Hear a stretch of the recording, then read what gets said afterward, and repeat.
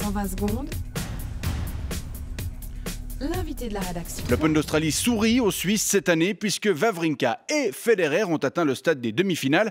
Les matchs sont programmés ce matin pour Stan qui affrontera Thomas Berdych et demain pour Roger qui affrontera Rafael Nadal. Et certains se mettent déjà à rêver d'une finale 100% suisse. On en parle avec l'un de nos correspondants en Australie, Bernard Eschliman. Bonjour. Bonjour. Alors il est 18h50 chez vous, hein? Oui, mais je peux vous dire qu'il fait encore une sacrée tiaf. D'ailleurs, avec Hervé et Pascal, nous avons passé tout l'après-midi de la piscotte. Pascal Draud et Hervé Borsier, vos collègues de la RTS qui commentent les matchs pour la télévision et la radio. Oui, cette année, nous ne sommes que 3 de la RTS à Melbourne et nous dormons dans un hôtel pourri dont la moitié des clients sont des journalistes du tiers-monde et l'autre moitié des putes. Massimo nous a dit qu'il fallait faire des économies cette année en prévision de Totti et de la Coupe du Monde du Brésil. Mais juste, je comprends pas. Vous me dites que vous avez passé la journée dans la piscine. Enfin, il y avait des matchs ce matin. Ah bon? Bah oui, les demi-finales féminines. Ah oui, alors non, on a bien fait de rester chillé dans la piscotte.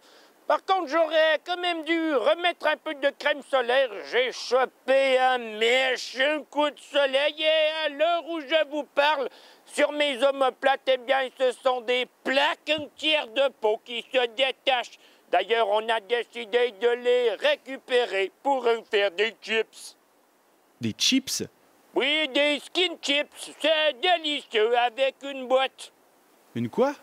Oui, les Australiens consomment la bière par boîte de 2 litres. À partir de 17 h, ils sont complètement torchés et il faut enjamber des corps chus à même le sol pour rejoindre la Rodleber Arena. Bon, alors justement, parlons un peu de tennis. La Suisse sort très bien son épingle du jeu cette année, hein?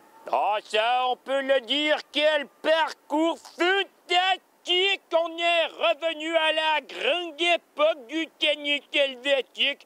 Et ça a d'ailleurs le don d'agacer nos confrères étrangers qui se vengent sur nous. Mais comment ça, qui se venge?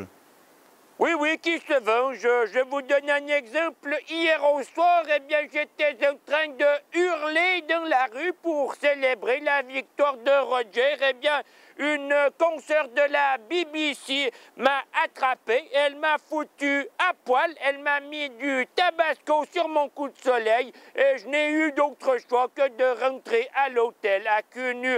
Et en chemin, eh bien, j'ai croisé un, ou plutôt une kangourou, qui a absolument tenu à me ramener dans sa poche. Et lors de mon arrivée à l'hôtel, eh bien, je suis tombé sur Hervé et Pascal qui étaient en train de manger leur caca.